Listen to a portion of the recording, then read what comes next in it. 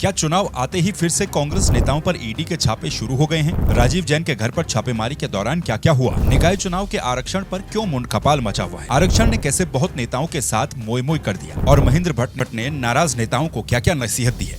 आइए बात करते हैं इस वीडियो में, लेकिन आगे बढ़ने से पहले अगर आपने अभी तक इस चैनल को सब्सक्राइब नहीं किया है तो फिर सब्सक्राइब कर दीजिए, वीडियो को लाइक भी कीजिए और अपनी बात आप कमेंट सेक्शन में जरूर रखिएगा। बहुत दिनों से उत्तराखंड में किसी नेता या फिर अधिकारी के घर पर छापा पड़ने की खबर नहीं आई थी, लेकिन अब सामने निकाय चुनाव आने वाले हैं तो जाहिर सी बात है कि ऐसी खबरें भी सामने आएंगी ही। नगर निगम, नगर पालिका और नगर पंचायत के आरक्षण पर भी उत्तराखंड में खूब मुंडकपाल हो रखा है, उस पर बाद में बात करेंगे। कल एक के बाद एक 18 गाड़ियों का काफिला देहरादून के चमन विहार के एक घर के सामने रुकता है। ये घर राजीव जैन का था। राजीव जैन कांग्रेस के एक बहुत बड़े नेता हैं और उनके घर के बाहर जो गाड़ियां रुकी थी उसमें ईडी और सीआईएसएफ की टीमें मौजूद थी। कुल मिलाकर के बात यह थी कि कांग्रेस के नेता राजीव जैन के घर पर कल ईडी की छापेमारी हुई। अब राजीव जैन सिर्फ एक कांग्रेस के नेता ही नहीं है, इसके अलावा भी वो बहुत कुछ रहे हैं और बहुत से काम करते हैं। राजीव जैन उत्तराखंड के पूर्व मुख्यमंत्री रहे हरीश रावत के काफी करीबी माने जाते हैं। इतने करीबी माने जाते हैं कि जब हरीश रावत मुख्यमंत्री हुआ करते थे तो राजीव जैन उनके अगल बगल रहते थे और कई सारी व्यवस्थाएं भी खुद संभालते थे। खुद इसी घर में जहां पर छापेमारी हुई है, न जाने कितनी बार हरीश रावत का आना जाना भी हुआ करता था। राजीव जैन हरीश रावत के मुख्यमंत्री रहते हुए उनके सलाहकार भी थे, उससे पहले मीडिया कोऑर्डिनेटर रहे। कहा जाता है कि हरीश रावत के मुख्यमंत्री रहते हुए राजीव जैन को कुछ महत्वपूर्ण प्रोजेक्ट्स भी मिले थे। मंगलवार की सुबह 4 बजे से ही राजीव जैन के घर पर ईडी की छापेमारी शुरू हो गई थी। राजीव जैन रियल एस्टेट के भी बड़े कारोबारी हैं। सरल भाषा में अगर आपको समझाऊं तो इसे प्रॉपर्टी डीलिंग कहा जाता है। बताया यह जा रहा है कि उनके घर से करोड़ों की जमीनों के दस्तावेज यानी कि कागजात और कुछ नकदी भी बरामद हुई है। हालांकि कितनी हुई है ये बताया नहीं गया। राजीव जैन के घर पर छापेमारी के बाद कांग्रेस के प्रदेश अध्यक्ष करण महारा का बयान भी सामने आया। उन्होंने कहा कि यह पहले से ही अनुमानित था, हम बस सोच ही रहे थे कि निकाय चुनाव आने वाले हैं, लेकिन अभी तक किसी भी कांग्रेसी नेता पर या फिर कांग्रेस के आदमी पर ईडी या फिर सीबीआई की कार्रवाई नहीं हुई है। इस कार्रवाई से साबित होता है कि बीजेपी चाहती क्या है। देखिए, कोई भी चुनाव आएगा, कांग्रेस से जुड़े हुए किसी ना किसी व्यक्ति के घर में ईडी और सीबीआई ये तो पहले से ही जो है समझा जा सकता। हम तो सोच रहे थे आपकी इस बार किसके ऊपर छापा डाल के अखबार छपवाए जाएंगे, तो इस बार राजीव जैन की बारी है। वो आदमी पिछले 3 साल से निष्क्रिय है, उसकी तबीयत ठीक नहीं, उसको किडनी की प्रॉब्लम है, वो अपने डायलिसिस में अपनी किडनी के डायलिसिस कराते परेशान है। आज उसके घर में छापा। 3 साल से कहाँ थे, 4 साल से कहाँ थे? और अगर भूमि आवंटन या किसी की बात अगर करते हैं तो उसमें जो नेता संलिप्त हैं, चाहे वो सत्ता पक्ष के हैं चाहे विपक्ष, उन सबके खिलाफ कार्रवाई होनी चाहिए। वैसे खबर ये भी है कि राजीव जैन पर आय से अधिक संपत्ति का मामला भी चल सकता है। एक और खबर ये भी सामने आई थी कि छापेमारी से पहले राजीव जैन के घर से एक बैग पड़ोसी की छत पर फेंका गया। बताया गया कि उसमें कुछ जेवरात थे, फिर ईडी की टीम उसे पड़ोसी के घर से उठा करके इस घर में ले आई। यानी कि छापेमारी और उस दौरान हुई घटनाएं एकदम फिल्मी स्टाइल में चली।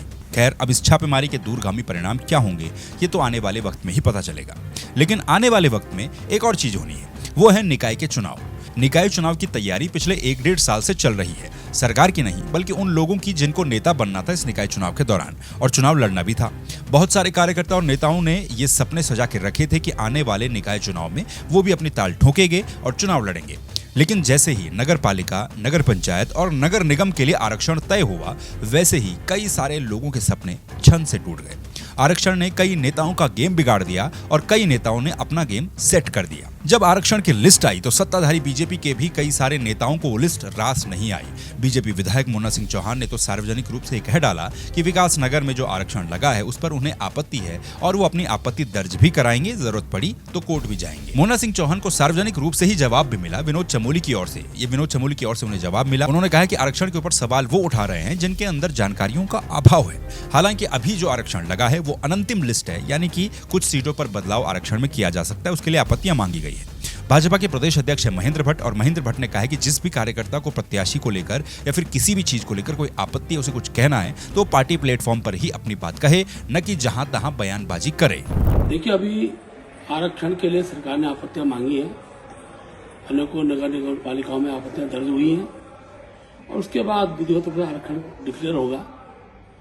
पार्टी ने अपने पर्यवेक्षक प्रत्येक नगर निगम पालिका के लिए भेज दिए हैं। किसी भी कार्यकर्ता को प्रत्याशी के संदर्भ में किसी प्रकार की बयानबाजी और कोई विषय रखना है तो पार्टी का प्लेटफॉर्म है, उस पर रखें। अलग से बयानबाजी ये अनुशासनहीनता के दायरे में आएगी। मैं अपने सभी कार्यकर्ताओं से जनता से अपील करता हूं कि एक प्लेटफॉर्म पार्टी ने बना हुआ है। प्रदेश स्तर पर हमारे प्रदेश के पदाधिकारी जो इनके लिए प्रभारी बनाए हुए हैं, अपने विषय उन तक सीमित रखें। किसी भी प्रकार की अनर्गल बयानबाजी किसी भी स्तर प्रत्याशी के संदर्भ में नहीं होनी चाहिए। अब देखिए, उत्तराखंड में नगर निगम की 11 सीटें हैं, यानी कि 11 मेयरों का चुनाव उत्तराखंड में निकाय चुनाव के दौरान होना है। अब 11 में से 5 सीटें ही अनारक्षित हैं, यानी कि अनरिजर्व हैं, और बाकी 6 सीटों पर आरक्षण लगा है। इसमें सबसे बड़ी बात ऋषिकेश, हरिद्वार और हल्द्वानी की है। ऋषिकेश नगर निगम SC के लिए आरक्षित कर दिया गया, हरिद्वार OBC महिला के लिए, हल्द्वानी OBC के लिए आरक्षित कर दिया गया। अब इन जगहों पर तैयारी करने वाले कई बड़े नेताओं को झटका लगा है। ऋषिकेश में इससे पहले अनिता ममगाई मेयर थी, इस बार भी उनकी दावेदारी हो सकती थी। इसके अलावा कांग्रेस और बीजेपी से कई बड़े बड़े नाम वहां पर मेयर की तैयारी कर रहे थे, क्योंकि वहीं से ही भविष्य की राजनीति का दरवाजा भी खुलना था। लेकिन यहां पर SC के लिए सीट रिजर्व हो गई, तो ऐसे में बहुतों के साथ मोए मोए उत्तराखंड की सरकार ने कर दिया। ऐसे ही हल्द्वानी की सीट पर भी हुआ। ये कुमाऊं की सबसे महत्वपूर्ण नगर निगम की सीट में से एक है। यहां पर भी OBC आरक्षण लगा दिया गया। हरिद्वार में OBC महिला के लिए सीट आरक्षित कर दी गई। ऐसे ही कई नगर पालिकाओं में और नगर पंचायतों में समीकरण बने हैं, जिन्होंने कईयों के समीकरण बिगाड़ भी दिए हैं। अब दोनों ही पार्टियों में, यानी कि भाजपा में और कांग्रेस में भी मेयर से लेकर के पार्षद के टिकट दावेदारों की संख्या बहुत ज्यादा हो गई है। इतनी ज्यादा हो गई है कि पार्टी के लिए मुश्किलें हो रही हैं। आजकल आवेदन मांगे जा रहे हैं, भाई जो दावेदारी कर रहा है अपना नाम पता दे दे। भाजपा और कांग्रेस ने अपने अपने पर्यवेक्षक बनाए हैं, जो कि टिकट के दावेदारों से आवेदन ले रहे हैं। देहरादून में मेयर पद के लिए कांग्रेस पार्टी में 9 से ज्यादा लोगों ने अभी तक अपनी अपनी दावेदारी जता दी है। ये संख्या और भी ज्यादा बढ़ेगी कांग्रेस में। इसके अलावा बीजेपी में भी यही हाल है। देहरादून में इससे पहले सुनील उनियाल गामा मेयर थे। अब की बार किसे भाजपा टिकट देगी, या फिर क्या गामा को दोबारा चुनावी मैदान में उतारा जाएगा, या फिर किसी दूसरे चेहरे पर दाव खेला जाएगा, इस तरह के कई सारे समीकरण हैं। महिला आरक्षण से इस बार निकायों में महिलाओं की संख्या भी बढ़ने वाली है। जहां जहां पर सीटें महिलाओं के लिए आरक्षित हुई हैं या फिर रिजर्व हुई हैं, वहां पर अब कई नेता अपनी पत्नियों को या फिर बहुओं को चुनावी मैदान में उतारेंगे। जहां OBC महिला हुई है सीट, वहां पर नए चेहरे भी देखने को मिलेंगे। तो खैर, कई सारी चीजें हैं इस तरह से। विस्तृत नगर निगम की सीट वाइज किसी दूसरे वीडियो में ये सारी बातें करेंगे। बहरहाल, आपको क्या लगता है कमेंट में जरूर बताइएगा। इस चैनल को सब्सक्राइब कर दीजिए। फिर मुलाकात बहुत जल्दी होगी किसी दूसरे वीडियो में दूसरे टॉपिक के साथ। तब तक के लिए नमस्कार, अपना ख्याल रखिए।